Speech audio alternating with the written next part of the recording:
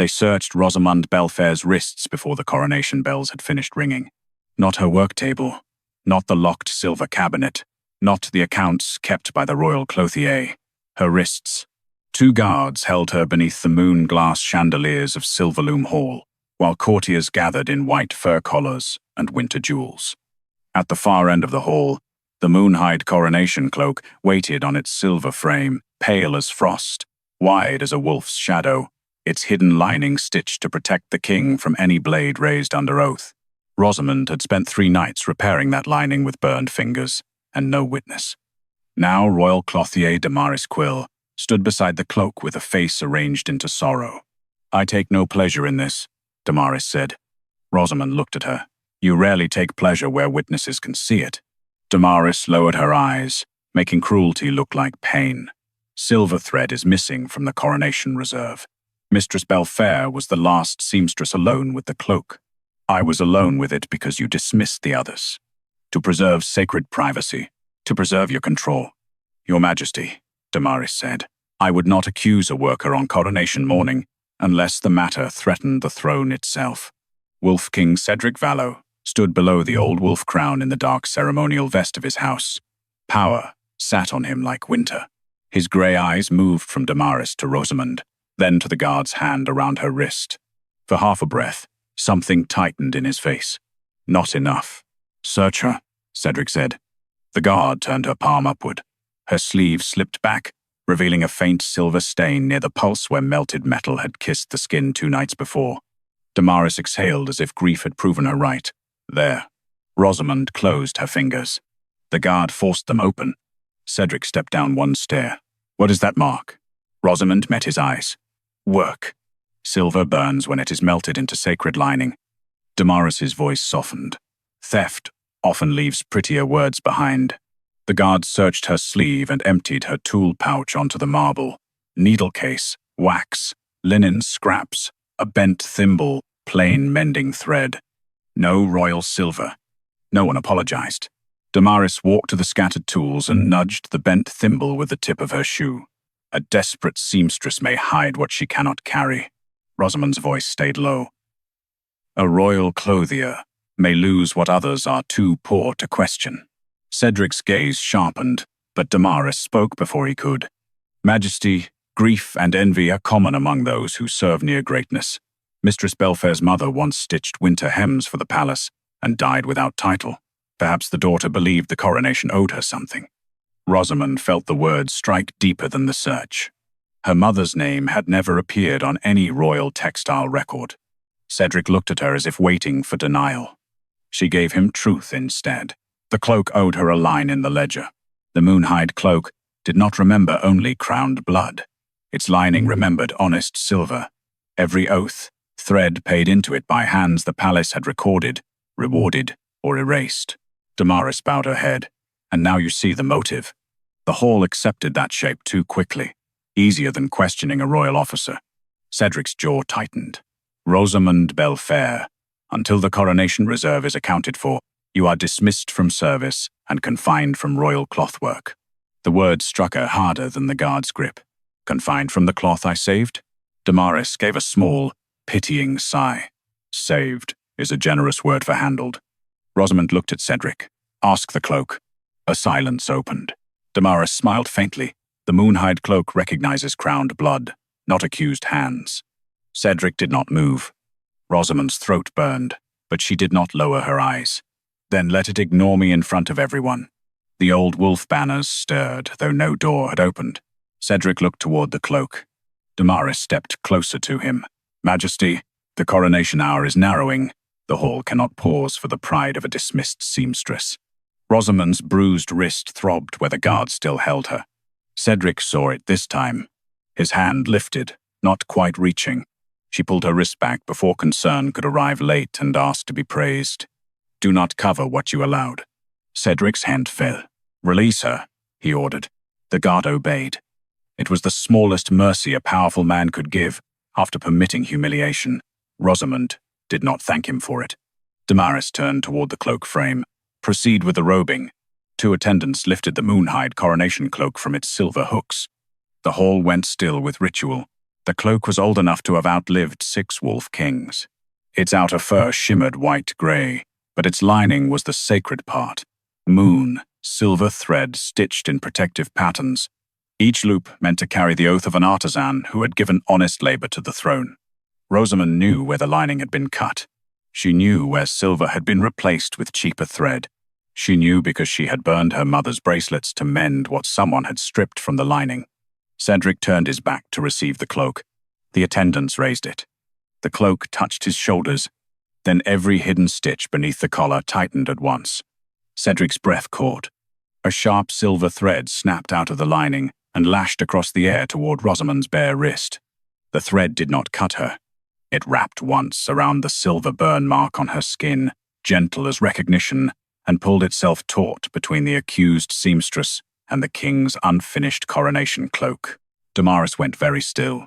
Cedric turned his head, unable to step forward without tearing the cloth from his shoulders. Rosamund looked down at the glowing thread around her wrist. It began to write in the air. Not an accusation, a debt. Bellfaire, Marion Winter Hemwork, unpaid. Damaris did not deny Marion Bellfaire's name. She denied what an old debt could prove. A debt is not innocence, she said. The silver thread hung between Rosamund's wrist and Cedric's unfinished coronation cloak, trembling in the cold light of Silverloom Hall. Marion Bellfaire's name still burned in the air, clear enough for every court witness to read. The thread held gently, but the bruise beneath it did not know gentleness. The guard's fingers had left their shape in her skin, and every courtier could still see where the king's order had touched her. Bellfaire, Marion Winter Hemwork, unpaid. Rosamund did not reach for it. She knew better than to touch a truth before powerful people finished deciding whether it was convenient. Her mother's name had finally entered the hall, and even that arrival had to stand trial. Cedric stood with the cloak half-fastened on his shoulders, unable to move without pulling the thread tighter around Rosamund's bruised wrist. His voice was low. Explain. Damaris bowed her head with careful grief. The cloak has found an old unpaid entry. That is regrettable. It may even deserve review after the coronation. But Marion Bellfaire's grievance belongs to a past reign. It does not clear present theft. Rosamund looked at Cedric. Notice how quickly my mother became old when her name became useful. Damaris's eyes moved to the glowing thread. Mistress Bellfaire has admitted silver was melted into the lining. She said silver burns when it is melted into sacred lining. Cedric said, "That is precisely my concern, Majesty. Unauthorized repair, unauthorized material, family silver introduced into coronation cloth without royal clothier approval." Damaris turned toward the court. The Moonhide Cloak may be reacting not to innocence, but contamination. Contamination. The word made her mother's bracelets burn again in memory. Marion's last silver, melted not for pride, not for theft, but because the royal cloak had been wounded and no one with a title had cared enough to bleed for it. Cedric looked at her wrist again. This time, his gaze did not pass quickly over the guard mark. "Do not remove the cloak," he said. One attendant froze with both hands lifted. Damaris's face remained calm. "Majesty, the coronation hour will not proceed while the cloak is tied to an accused seamstress by a name no one recorded." Rosamund almost hated the small relief that stirred in her chest. She crushed it before it could become gratitude. Cedric had stopped the robing because the cloak forced him to look, not because he had believed her before. Damaris recovered. "Then we must separate current evidence from inherited grievance. Search the reserve again, seal Mistress Bellfaire's tools, question the workers she dismissed earlier." "I did not dismiss them," Rosamund said. Damaris smiled faintly. "I meant the workers dismissed from the chamber, not from service." Cedric's eyes shifted between them. "Who counted the silver reserve before Rosamund entered?" Damaris answered too smoothly. "My office did." "Your office," Rosamund said. "Or your hand." A few courtiers looked toward the locked silver cabinet near the west wall. Damaris did not follow their gaze. "Royal clothier procedure does not require my personal hand on every count." "Then ask whose seal closed the cabinet," Rosamund said. Cedric looked to the nearest clerk. "Bring the reserve account and the lining inspection record." The clerk hesitated. "Majesty, both are under clothier seal." "Then open them under Crown Witness." Damaris stepped forward. "Majesty, if every sealed office record is opened because a seamstress resents discipline, the coronation becomes a trial." Rosamund's voice stayed quiet. It became a trial when you searched my wrists. Cedric's jaw tightened. Not apology, not yet. But he did not look away from what he had allowed. The silver thread tightened once around Rosamund's burn mark, not painfully, more like a hand keeping hold when the room wished she would disappear. Cedric saw the movement. "What does it want?" he asked. Rosamund laughed softly. "It is not a pet." Damaris seized the opening. "Exactly. We cannot interpret sacred cloth by a worker's feelings." "No," Rosamund said. "Interpret it by craft. Moonhide thread pulls toward unpaid silver, unrecorded hands, and broken oath. Stitch. If it wanted crown blood, it would be wrapped around your throat, not my wrist." Cedric went still. Damaris's lips pressed together. Such language, before a king. "He let me be searched before a court," Rosamund said. "He can survive a correct sentence." No one had picked up her tools. The clerk returned with 2 narrow ledgers and a seal knife made of bone-white silver. He placed them on the moon-glass table below the cloak frame. Cedric did not touch them first. He looked at Rosamund. What should be opened? Rosamund's wrist ached, where the thread held her. "Do not ask me like a favor. Ask because the accusation needs evidence. You already asked my skin before you asked the records." Cedric's hand closed around the seal knife, but he did not defend himself. "Which record is evidence?" he asked. "The lining inspection." Damaris's brows lifted. "Not the reserve account?" "Not first," Rosamund said. "If the lining was whole before I entered, then I am what you called me. If it was already cut, then someone needed my hands blamed for damage I found." Cedric took the seal knife. "Open the inspection record." Damaris's voice sharpened by a thread. The inspection was completed before final robing. "It will show only that the cloak was fit for ceremony." "Then you have nothing to fear," Rosamund said. The bone-white blade slid beneath the clothier's seal. The first page opened in silver script. "Moonhide lining inspection." Cedric read silently. His face changed before his mouth did. Damaris leaned in. "Majesty?" Cedric turned the ledger so the hall could see. "Moonhide lining inspection." Cut made before Rosamund entered. Damaris did not deny the cut. She denied what timing proved. "A damaged lining before Mistress Bellfaire entered does not clear theft afterward," she said. The words settled quickly, because they gave the hall something safer than doubt. Rosamund watched several courtiers look away from the inspection record and back to her wrist, where the silver thread still held Marion Bellfaire's unpaid name in the air. Cedric did not close the ledger. "Continue," he said. Damaris bowed her head. "An existing wound in sacred cloth gave Mistress Bellfaire access, opportunity, and an excuse. Unauthorized repair remains unauthorized, Majesty. The question of missing royal silver has not been answered." Rosamund looked at the torn lining beneath the cloak's collar. "No, it has only stopped being convenient." Damaris's eyes turned to her. "You admit you altered the cloak?"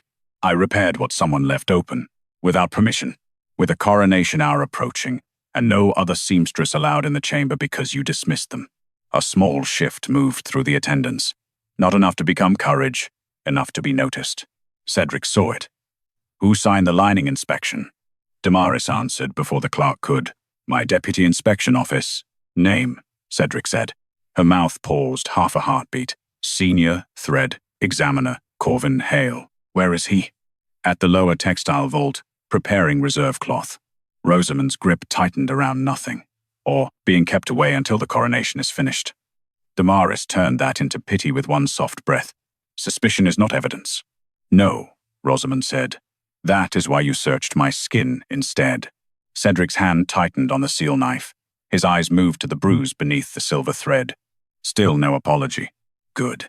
An apology would have been too small for a room still standing around her spilled tools.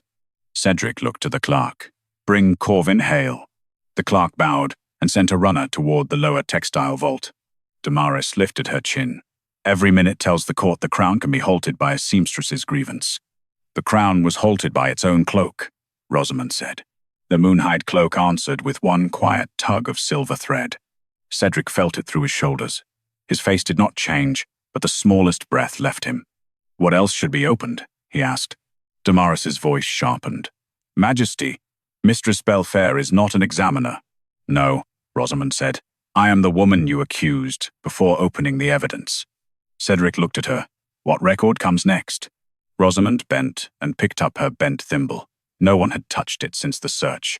Wax clung to its rim. A small black stain marked where her thumb had pressed too hard during the last night of repair. "The silver reserve account," she said.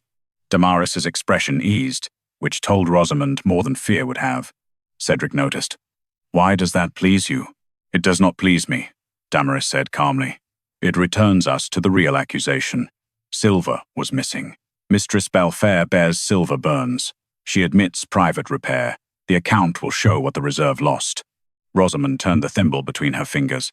"Ask who counted the reserve before I entered." Cedric looked to the clerk. The clerk opened the second ledger and read the heading. Coronation Silver Reserve. Moonhide thread. Oath. Grade. 3 ceremonial coils. 1 emergency coil. 1 repair spool. Damaris nodded. "Correct." "Read the count before final repair," Cedric said. The clerk's eyes moved across the page. Rosamund watched his throat tighten. Damaris saw it too. "Carefully, clerk." He swallowed. "Initial reserve count. Dawn before final repair. 3 ceremonial coils present. Emergency coil present. Repair spool present.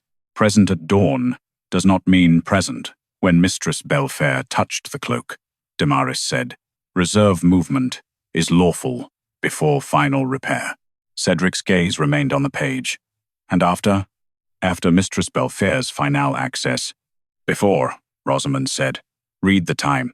The clerk looked up. Cedric said, "Read the time." The clerk bent closer.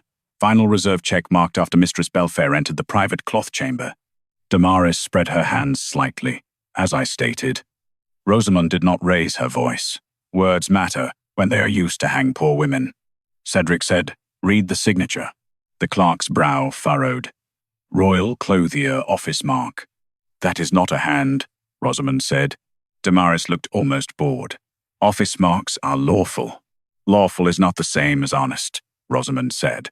The silver thread around her wrist warmed, not enough to hurt, but enough to bring back the smell of melted bracelets and her mother's old jewelry box. Marion Bellfaire had kept those bracelets wrapped in linen for a winter Rosamund never wanted to imagine. Rosamund had burned them into the cloak because the sacred lining had been hungry for honest silver, and there had been no time to beg the palace for what the palace had already failed to guard. Cedric watched her face. "You used personal silver." She met his eyes. "I used the only silver in that room that had not lied to me." The line struck him cleanly. Damaris stepped in before it could become sympathy, which proves contamination. Family silver, unregistered and sentimental, introduced into coronation cloth. The missing royal coils remain missing. "Then the reserve silver should still be where your office left it," Rosamund said. Cedric turned the page himself. The Moonhide cloak tightened across his shoulders. The silver thread pulled Rosamund's wrist a fraction closer, as if the cloak knew the next line before any king did. Cedric read silently. This time, he did not let Damaris speak first. "Clerk," he said, voice lower now, "read the withdrawal entry." The clerk obeyed, each word smaller than the last. "Silver reserve account. 3 coils withdrawn before final repair." Damaris did not deny the 3 coils. She denied they had been stolen. "Withdrawal is not theft," she said, before the hall could decide what fear should look like on her face. "Royal silver may be moved before final repair under coronation emergency procedure." The clerk still held the ledger open. "Silver reserve account. 3 coils withdrawn before final repair." Rosamund read the line once, then made herself look away. Evidence had a dangerous beauty when it finally began to favor the accused. If she stared at it too hungrily, Damaris would call it triumph.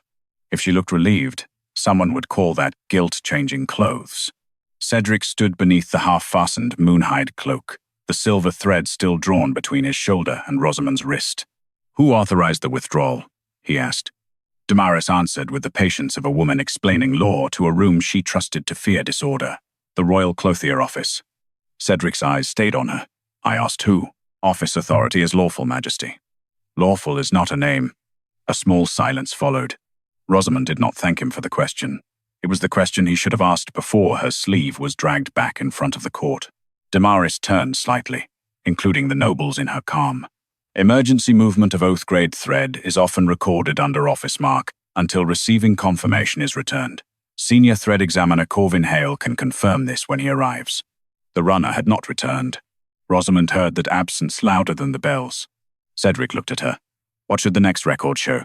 Damaris's mouth tightened. Majesty, again. Mistress Bellfaire is not sworn to interpret royal accounts. No, Rosamund said. I am only the woman those accounts were used to search. The silver thread warmed against the bruise. It did not heal her. It did not erase the shape of the guard's fingers. It simply refused to let the room forget where power had touched her first. Cedric's gaze lowered to her wrist. Then back to the ledger. Answer, he said. Rosamund kept her voice even. Ask where the coils were sent. The clerk turned the page. Damaris lifted one hand. The lower textile vault receives emergency materials during coronation preparation. That is not unusual. Then the receipt will be clean, Rosamund said. Damaris smiled faintly. You speak as if you want the palace records dirty. I want them opened before poor women are searched. A few of the older servants near the wall looked down. Cedric noticed them this time. Read the destination, he ordered. The clerk bent over the silver script. Destination marked. Lower textile vault. Emergency reinforcement reserve. There, Damaris said softly. Procedure. Rosamund's fingers curled around her bent thimble. Procedure should have left a receiving line. Damaris's gaze moved to the thimble. Still clutching your tools, Mistress Bellfaire? No one else picked them up. The answer did not cut loudly. It landed low, among the wax, the spilled thread, the small things a court could step over without seeing. Cedric's face hardened. Not at her. That was new enough to hurt. Open the receiving page, he said. The clerk hesitated. Majesty, the lower vault receipt is kept in the secondary ledger. Bring it. It may be under lower vault seal. Then break it under crown witness. Damaris stepped forward. Majesty, I must formally caution you. If coronation seals are broken in sequence, the court may interpret this as instability in the crowning rite. Rosamund looked at Cedric. That is the shape she likes best. Cedric did not look away. What shape? Make the truth sound dangerous. Make the accusation sound safe. The Moonhide Cloak shifted across his shoulders. The fur along its edge lifted as if an unseen wind had moved through old winter. Damaris saw the movement and used it at once. The cloak grows restless because it has been contaminated. Family silver, private handling, unpaid grievance, and now public dispute. Majesty, if the witness thread cannot be released, Mistress Bellfaire should be removed from the chamber, while qualified officers restore ritual order. The guards near Rosamund's side straightened. Cedric saw them move. So did Rosamund. Her pulse beat once against the thread. She did not step back. Damaris continued, gentle and lethal. No harm need come to her, but she has already admitted unauthorized repair. The coronation cannot remain hostage to a seamstress's inherited grievance. Cedric's hand closed around the ledger edge. For one breath, Rosamund saw the old habit in him. Protect the crown first, protect the woman after the room had decided what she cost. She lifted her wrist, showing the thread and the bruise together. If I leave, she said, does the debt leave with me, or is that why you want me gone? No one answered quickly. Damaris's eyes cooled. You mistake removal for erasure. No, Rosamund said. I learned the difference from my mother's ledger line. The silver thread flashed. Cedric turned to the guards. Stand down. They stopped. Damaris's lips parted slightly. Not panic. Calculation interrupted. Cedric looked at the thread around Rosamund's wrist. Can it be loosened without cutting it? Rosamund answered honestly. Maybe, but not by anyone trying to silence what it holds. Then no blade touches it. Damaris bowed her head. Majesty, that gives an accused worker power over the coronation. Cedric's voice remained cold. Evidence has power over the coronation. The words moved through Silverloom Hall with more weight than kindness would have. Kindness could be dismissed. Procedure could not. The clerk returned with a second ledger carried between both hands. Its seal was pale blue, stamped with the lower vault mark. Behind him, the runner who had been sent for Corvin Hale was still absent. Rosamund noticed. Cedric did too. Where is Corvin Hale? He asked. The clerk swallowed. Not yet found, Majesty. Damaris spoke before the absence could grow teeth. The lower vault is large. Coronation preparation scatters officers. The receipt will answer enough for now. Then open it, Cedric said. The seal knife slid beneath the pale blue mark. The ledger opened. Rosamund felt the thread tighten around her wrist. Not with pain, but warning. The Moonhide Cloak drew one slow breath against Cedric's shoulders. The clerk read the first line, then stopped. Cedric's voice went low. Finish. The clerk turned the ledger toward the hall. Lower textile vault receipt. No silver coils received. The coronation bells rang again before anyone in Silverloom Hall found a voice. 3 low strikes rolled through the towers, reminding every noble, servant, guard, and oath witness that a king was supposed to be crowned before the moon reached the crown window. Cedric Vallow did not move toward the throne. The Moonhide Cloak remained half-fastened on his shoulders. The silver thread remained tied to Rosamund's wrist. The lower vault receipt lay open beneath the chandeliers. No silver coils received. Damaris was the first to recover. A missing receipt does not prove missing silver. Rosamund almost admired the speed of it. Almost. Damaris turned to the court with grave restraint. Vault records lag during coronation preparation. Deliveries may be made before entries are copied. This is why craft offices exist, Majesty, to prevent sacred rights from being overturned by partial ledgers. Cedric looked at the page. Partial ledgers searched her wrists. Silence tightened. Damaris did not flinch. The visible evidence was on her skin. Rosamund lifted her hand slightly, enough for the bruise and silver burn to show together. Visible evidence is what people choose to see first. Cedric's eyes followed the marks. The bells struck again. A priest of the old wolf throne stepped forward, white robes dragging across the moonglass floor. Majesty, the right cannot remain suspended without declaration. Damaris seized that. Yes, declare the receipt under review and proceed. The cloak is already upon your shoulders. The Moonhide Cloak tightened. Cedric's breath caught once. Not pain, exactly. Warning. Rosamund saw the strain at his throat and refused to soften because of it. A man could be trapped by truth and still deserve the first cut of it. Cedric lifted his voice. The coronation is suspended under Moonhide witness law. The hall broke into startled movement. Damaris's calm sharpened. Majesty, he continued, no crown will be placed over a cloak whose silver is disputed, whose lining was cut before final repair, and whose thread has named unpaid labor in my hall. The words cost him. Rosamund heard it, in the way nobles inhaled. Cedric had not merely delayed a ceremony. He had told the kingdom that his coronation cloth might be unclean. Damaris stepped closer. You give your enemies a rumor before you give your people a king. Cedric looked at her. I gave my people a searched seamstress before I gave them evidence. That was not an apology. It was worse for him. Rosamund felt the sentence enter the room and refused to leave. Damaris's eyes cooled. Then let us gather full evidence properly. Mistress Bellfaire should be held elsewhere while officers examine the records without emotional interference. Cedric turned toward the guards before they could move. No one touches her. The silver thread warmed around Rosamund's wrist. Her heart answered before she could stop it, and that angered her more than Damaris did. She looked at Cedric. Do not mistake stopping them now for undoing what you allowed. He held her gaze. I do not. Good. The word was small. It made the space between them larger. Cedric looked to the moonglass floor, where Rosamund's tools still lay scattered. Pick those up. A guard bent. Rosamund's voice cut him still. Not him. The guard froze. She moved slowly, the thread allowing her only so much distance, and gathered the bent thimble, wax, needle case, and plain mending thread herself. The court watched a woman collect what they had stepped around. Cedric said nothing. That restraint was the first useful thing he had given her. When she stood, he asked, what record comes after a missing receipt?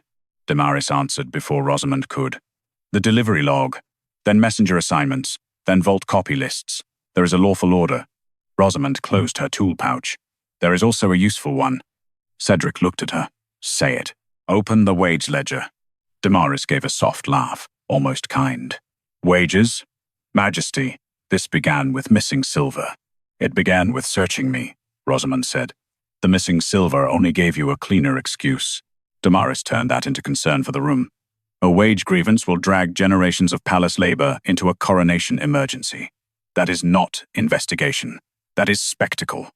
The spectacle was my wrist held up for the court, Rosamund said. Open the ledger you hoped no one would ask for. Cedric looked to the clerk. Bring the textile wage ledger. The clerk went pale. Majesty, the royal wage ledgers are archived under household authority, not coronation right. Then household authority may be embarrassed in the same room as the woman it searched. The priest of the old wolf throne frowned. Majesty, this risks the legitimacy of the right. Cedric looked toward the old wolf crown. Then perhaps legitimacy should survive being read. The hall quieted. Damaris studied him then, as if seeing the first crack not in his doubt, but in his obedience to appearances. A second clerk hurried in with a broad grey ledger bound in worn hide. Dust clung to its corners. Unlike the silver reserve book, this one looked handled by servants, not displayed for nobles. Rosamund's mother might have touched such a ledger once. Or tried to. The thought hurt more than she expected. Cedric noticed the change in her face. His voice lowered. You do not have to read it yourself. Rosamund looked at him. Do not offer gentleness where courage is required. He accepted that too.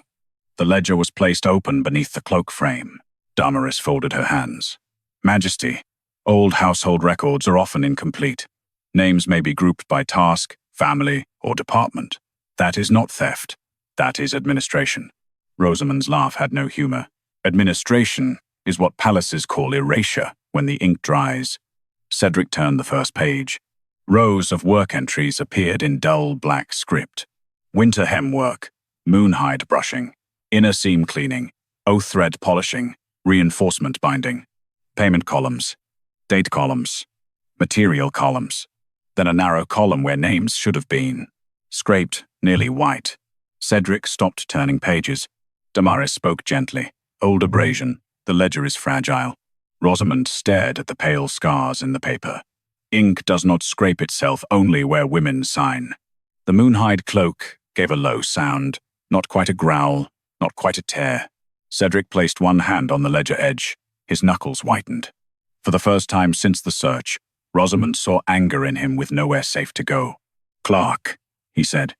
The clerk leaned closer, his voice trembling as he read the silver text rising from beneath the scraped column.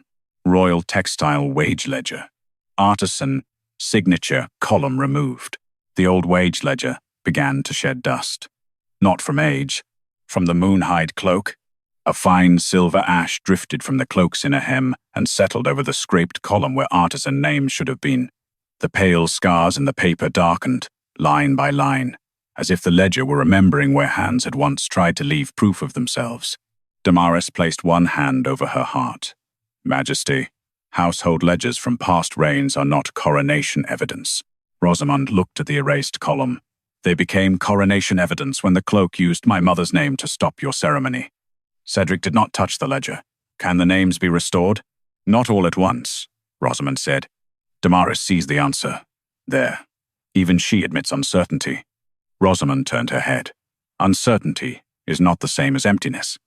The cloak gave a low pull against Cedric's shoulders. A thread slipped from its lining, thin as moonlight, and touched the scraped page. Letters rose beneath the silver ash, not names yet, but marks, stitch codes, wage numbers, thread weights. A craft history, half buried under forced silence. Cedric leaned closer. What are those? Work measures, Rosamund said. Hours, materials, repairs. The palace removed names, but it left the shape of labor, because even theft needs accounting. Damaris's calm held, but something beneath it tightened. That is speculation.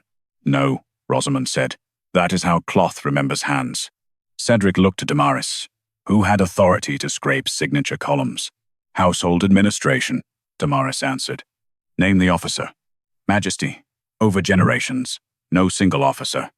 Then name the current keeper of those ledgers. Her silence lasted one breath too long. Rosamund heard it. So did Cedric. Damaris recovered with a measured bow. The royal clothier holds custody of textile records. Custody is not guilt. Then custody can withstand questions, Cedric said. Rosamund lowered her gaze to the ledger. Ask for the disposal register. Damaris's eyes moved to her at once. Not fear. Recognition. Cedric saw it. What register? Rosamund kept her hand closed around the bent thimble. Sacred materials are not written as sold when someone wants them gone. They are written as spoiled, frayed, water-touched, moth-damaged, ritually unfit. Then they disappear cleanly. Damaris's voice was soft. You speak with unusual confidence for a seamstress who claims not to know where the royal silver went. I know how palaces rename loss. Cedric turned to the clerk. Bring the sacred disposal register. The clerk's face went grey. Majesty, that register is sealed under royal clothier privilege. Break it.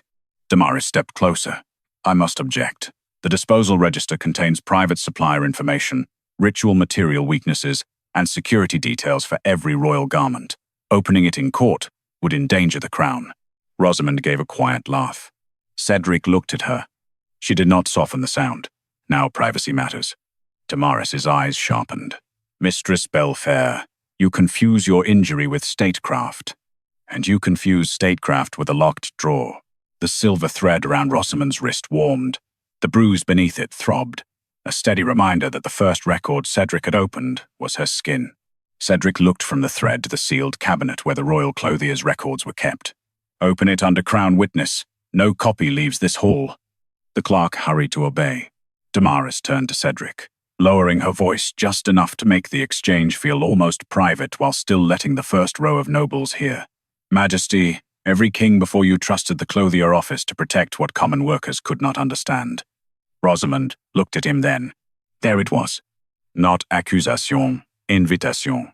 Cedric could stand with the comfort of inherited contempt, or he could stand where evidence had pulled him. His jaw tightened. Common workers made the cloak. The Moonhide Cloak shivered once across his shoulders. Damaris bowed. Of course, but they do not govern it. No, Rosamund said. They only bleed into it. The clerk returned with a black ledger bound in wolf hide and clasped with 3 silver locks. A second clerk brought the seal knife. The room watched the locks break one by one. Cedric placed his hand on the cover, then stopped. He looked at Rosamund. Which date? She knew. That was the part she had not wanted him to see too soon. Not because it shamed her, but because knowing the date meant admitting how long she had been alone with the truth. The night before final repair, she said. Damaris spoke sharply. That proves nothing. Many entries are made before final repair. Then let this one be harmless, Rosamund said. Cedric opened the register. The pages were black, but the ink burned pale blue. Disposal entries lined the columns. Frayed mourning lace, smoke, damaged altar cloth, moth, touched velvet, oath, thread remnants. The clerk found the date. His hand stopped. Damaris did not look at the page. That was how Rosamund knew the line mattered. Cedric's voice was rougher now. Read it. The clerk whispered the first words. Moonhide oath, grade silver thread, 3 ceremonial coils. A courtier near the back inhaled. Damaris turned immediately. If marked for disposal, the coils were unfit for royal use. Rosamund's gaze stayed on the ledger. Read why. The clerk swallowed. Condition, surplus. Cedric lifted his eyes slowly. Surplus, he said. Damaris folded both hands. Administrative language can be imprecise. Rosamund's voice was quiet. Not when profit requires it. Cedric looked back to the page. Destination? The clerk's mouth opened, then closed. Read, Cedric said. The Moonhide Cloak pulled once at his shoulders, hard enough that he had to brace his hand against the ledger table. The clerk obeyed. Sacred disposal register. Moonhide oath grade silver thread, 3 coils. Condition, surplus. Transferred to private cloth trade before final repair. Damaris did not deny the private trade. She denied it was theft. Private cloth trade includes certified restorers, oath, thread refiners, and royal suppliers, she said. A transfer entry does not prove sale, it proves movement. The sacred disposal register lay open beneath the moon glass chandeliers. Moonhide, oath grade, silver thread, 3 coils. Condition, surplus. Transferred to private cloth trade before final repair. Rosamund read the words once and felt no triumph. Triumph would have required the room to understand what those words had cost. Instead, half the court looked at the ledger as if it were an inconvenience, and the other half looked at her as if she had somehow forced the ink to betray itself. Cedric's voice was controlled. Name the recipient. Damaris folded her hands. Private trade recipients are sometimes recorded in supplier annexes to protect crown roots. Bring the annex. The annex is not kept in Silverloom Hall.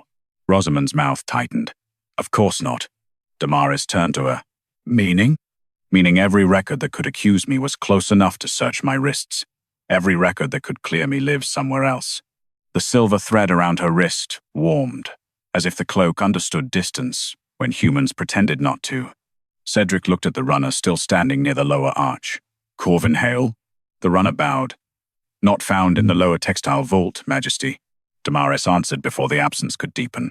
Senior examiners move constantly during coronation rites.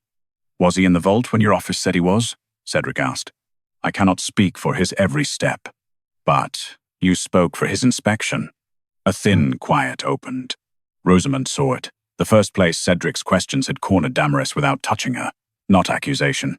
Structure. Procedure turned back against the woman who had weaponized it. Damaris did not panic.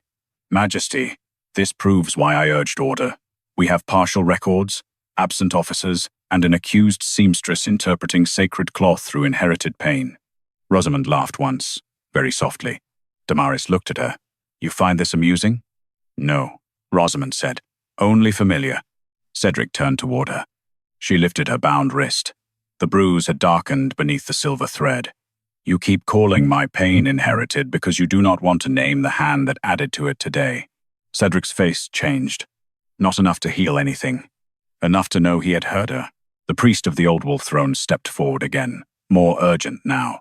Majesty, if the coronation cannot proceed, the rite must be formally adjourned or declared obstructed. Damaris seized the word. Obstructed? Yes. Mistress Bellfaire's unauthorized silver has physically bound the king's cloak. Whatever the ledgers suggest, that remains the immediate danger.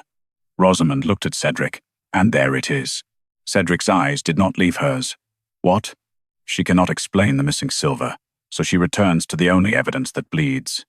The thread tightened once. Cedric inhaled sharply as the cloak pulled against his throat. For one dangerous moment, his hand lifted toward Rosamund's wrist, not to seize it, to ease the pressure. She stepped back as far as the thread allowed. Do not make tenderness another way to handle evidence. His hand stopped in the air, then lowered. Damaris watched the exchange carefully. Majesty, if Mistress Bellfaire refuses controlled release, she confirms the obstruction. Rosamund looked at the Moonhide Cloak, then at the scattered ledgers, then at the nobles who had watched her, searched, and now wished the evidence would become tidy. No, she said. Cedric went still. No, no more. Damaris's voice softened. A confession of refusal? Rosamund turned to her. A refusal to stand here as the court's living pincushion, while you decide which wound belongs to the crown and which belongs to me. The hall did not move. She faced Cedric fully. You have ledgers now. Ask them. You have missing officers. Find them. You have a cloak that remembers unpaid names. Listen to it. But do not keep my wrist tied to your throne and call that investigation. Cedric's voice lowered. If you leave, they will say you are fleeing. They already called me thief while holding my hands open. Their names for me are not my home. The words struck harder than she expected. Maybe because she had once wanted this hall to be a home for her work. Maybe because Cedric was looking at her as if he had finally realized she had never been standing far from the crown. She had been underneath it, stitching. Damaris spoke gently. Majesty, allowing her to leave compromises the witness thread. Rosamund answered before Cedric could. No, forcing me to stay compromises it. The cloak knows the difference between witness and captive.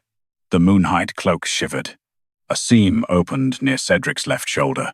Silver light seeped through, not bright enough to reveal another record, but sharp enough to make every attendant step back. Cedric did not look away from Rosamund. Can you release the thread? I do not command it. What does? Rosamund looked down at the silver loop around her bruise. Truth, maybe, or dignity. We have given it too little of both, to be sure. Damaris's lips thinned. Poetry is not procedure. Rosamund met her eyes. Neither is humiliation, but you made a rite of it. Cedric closed the disposal register with one hand. Rosamund Bellfaire will not be confined.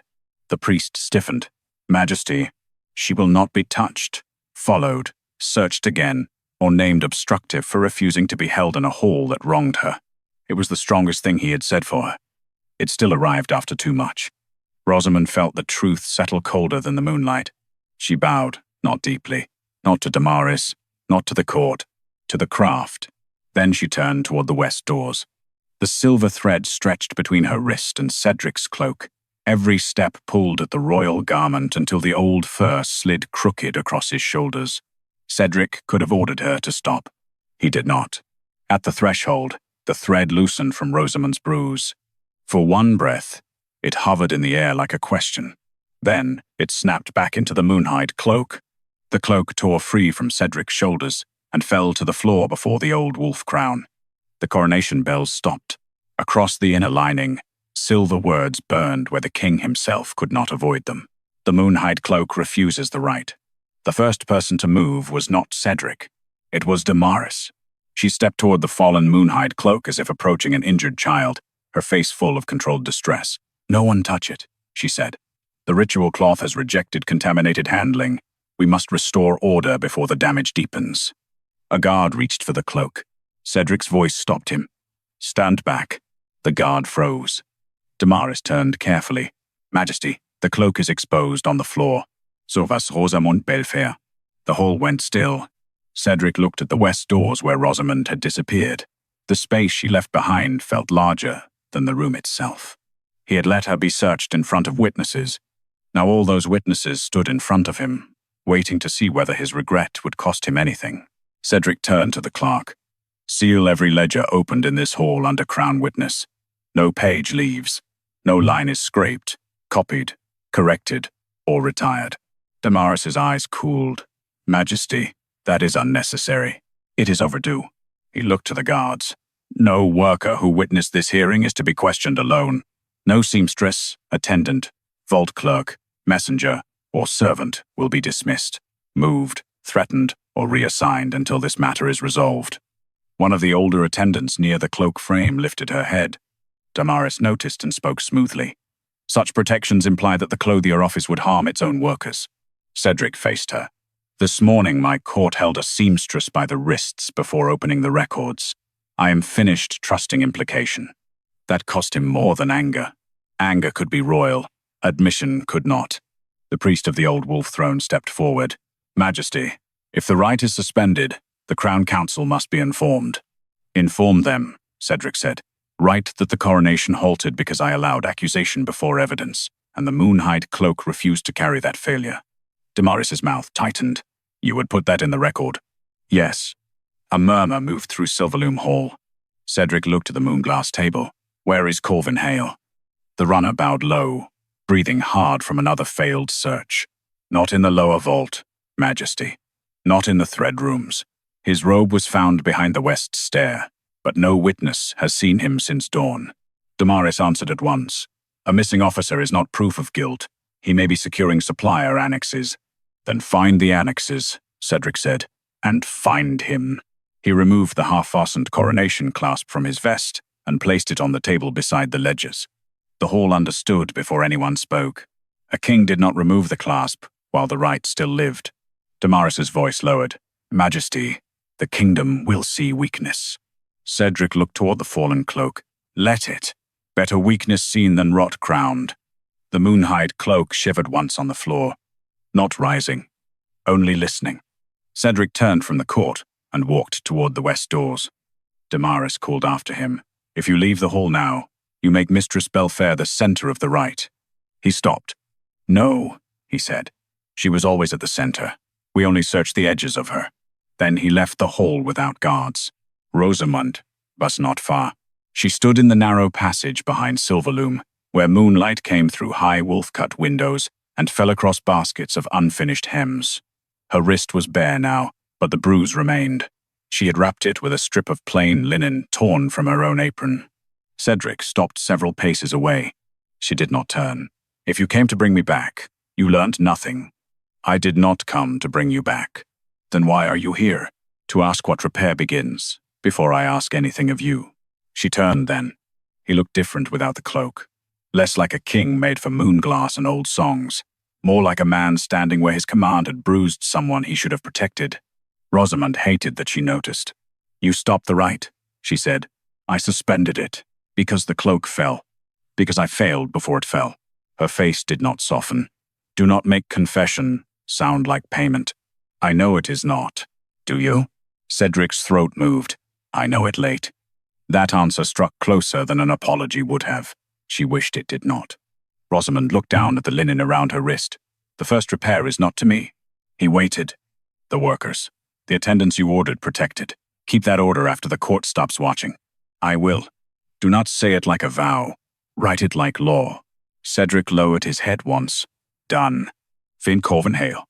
Yes. Open the supplier annex. Yes. Restore every name the cloak can prove, even if the debt belongs to dead women no one powerful remembers. His voice roughened. Yes. And do not use my mother's name to make yourself look honorable. That one made him still. Rosamund stepped closer. Not enough for comfort, enough for consequence. You may tell the truth about what happened. You may record what you allowed. You may pay what is owed. But you do not get to stand beside my mother's erased labor and call your shame tenderness. Cedric accepted the blow without defense. Behind them, something whispered over the stone. Rosamund looked down. A single silver thread had slipped beneath the west door and crossed the passage floor. It did not wrap her wrist this time. It touched the plain linen bandage, then crawled toward the baskets of unfinished hems. Letters formed in the moonlight. Not Cedric's name, not hers. Artisan witnesses required.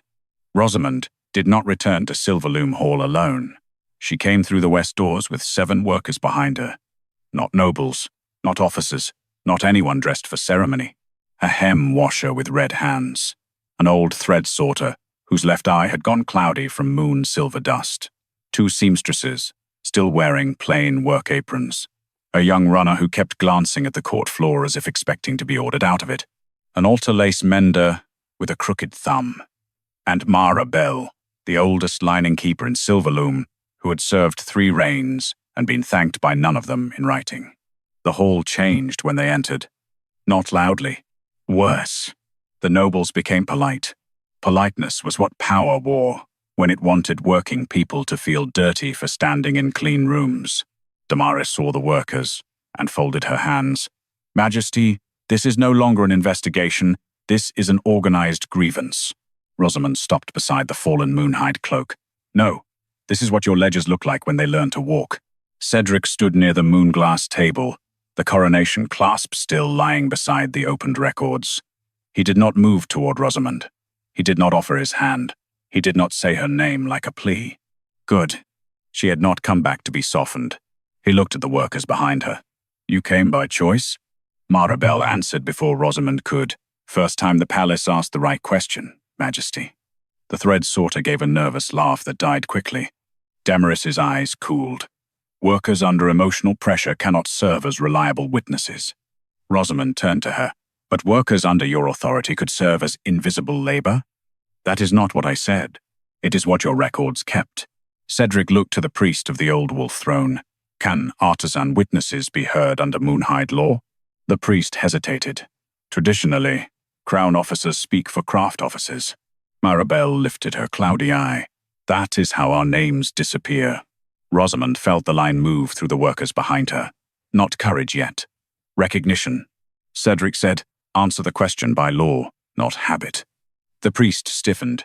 Moonhide law permits testimony from any hand whose work entered the cloak. Damaris spoke at once. If their work can be proven. The fallen cloak stirred. A silver thread slipped from its hem, then another. They crossed the floor toward the workers, stopping before each pair of hands without touching. Rosamund looked at Damaris. It seems proof is willing to begin where protocol refused. Cedric looked at Rosamund then. What do you require? The question was careful. Still, she felt the old danger in it. Men with crowns often asked what women required when they meant what will make this end. Rosamund stepped closer to the moonglass table. Not require, demand. The word made the court breathe in. She lifted her bruised wrist.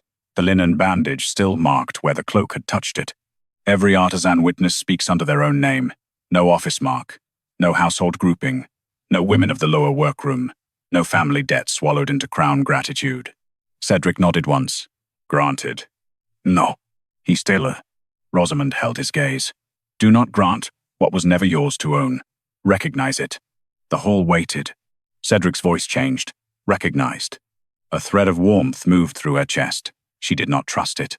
Not yet. She continued. Every unpaid entry the cloak confirms will be recorded with wage owed, date, task, and bloodline, if the worker is dead. Living workers will receive direct payment, not office distribution.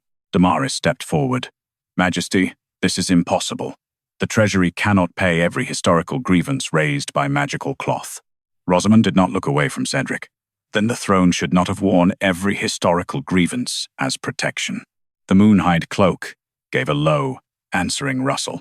Cedric looked at the Treasury clerk near the eastern pillar. Record her terms. The clerk froze. Majesty, record them. Damaris's voice sharpened. You are allowing a dismissed seamstress to dictate crown restitution. Cedric turned to her. I am allowing the woman my court searched to name what evidence requires. That distinction will not survive politics. No, Rosamund said, but maybe it will survive the truth. Cedric looked back at her, and for the first time, the pain in his face did not ask her to comfort it. Anything else? He asked. Yes. Rosamund turned toward the cloak. No one wears it today. The priest stepped forward. Mistress Bellfaire, without the cloak, the coronation cannot be completed. I know. Damaris seized the opening. There, obstruction spoken plainly. Rosamund faced the court. The cloak is not a crown decoration. It is made from named labor, honest silver, and oath thread. Until every stolen name it can prove is restored, no king has the right to use those women's hands as armor. The words entered the old hall like a blade sliding through silk. Cedric looked at the wolf crown above the dais. Then he turned his back on it.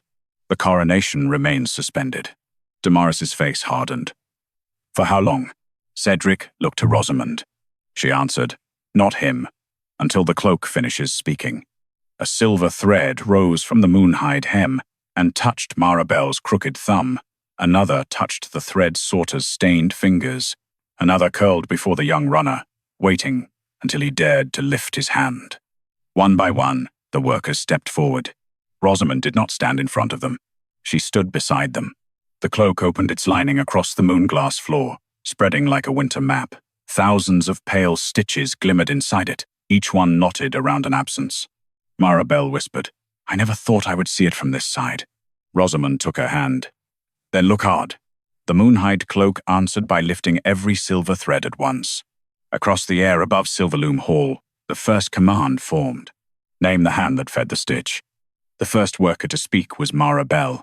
She stepped toward the Moonhide Cloak with her crooked thumb lifted, not proudly, not fearlessly, but with the exhaustion of a woman who had spent a lifetime doing necessary work in rooms designed to forget her. Marabelle, she said. Inner lining keeper. 3 reins. Hem strengthening, oath, thread washing, moonhide brushing. A silver thread touched her thumb. The wage ledger opened by itself. Where a signature column had been scraped white, letters burned back through the damage. Marabelle, inner lining, keeping 27 years underpaid. Mara covered her mouth. Damaris spoke at once. Old ledgers cannot be corrected by spectacle. Rosamund looked at her, then stopped calling theft administration. The next worker stepped forward, the thread sorter with a clouded eye. Edda Crane, moon, silver sorting. Left eye lost to dust. The cloak answered.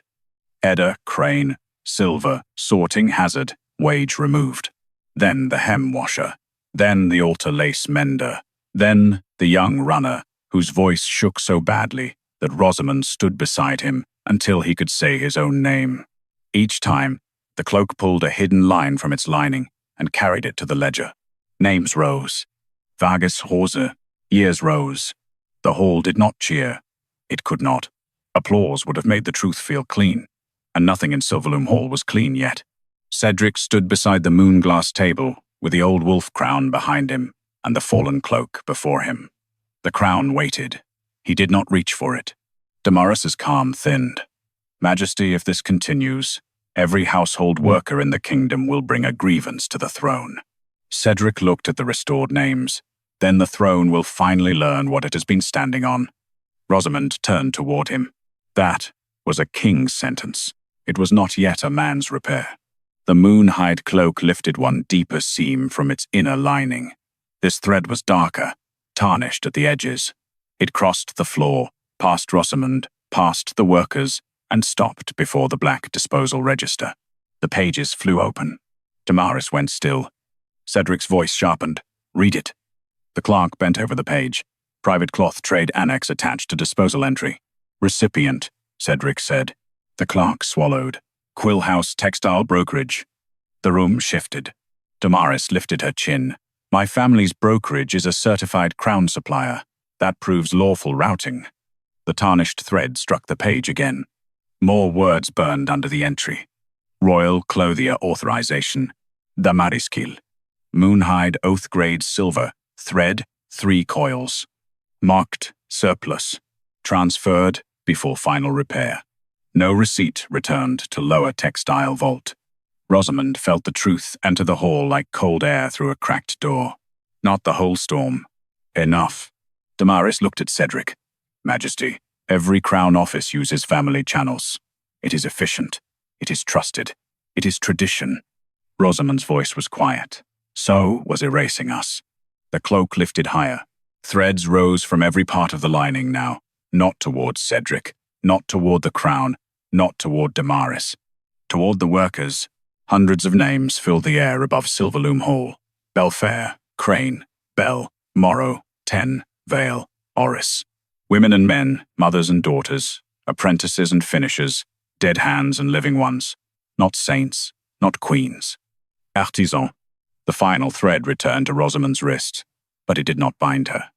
It hovered above her burn mark and wrote, "Rosamund Bellfaire, final honest keeper of the artisan's oath." A murmur broke through the court. Damaris seized it. There. She bound herself to the cloak. She made herself necessary. "No," Rosamund said. She stepped away from the thread. It followed only far enough to keep glowing, then stopped. "I will not wear it," she said. "I will not claim it. I will not become another story the palace uses to make stolen labor look romantic." The court fell silent. Cedric's gaze moved to her face. Rosamund lifted her chin. "Every name the cloak restored will be entered into the royal textile ledger. Every unpaid wage will be calculated with winter interest.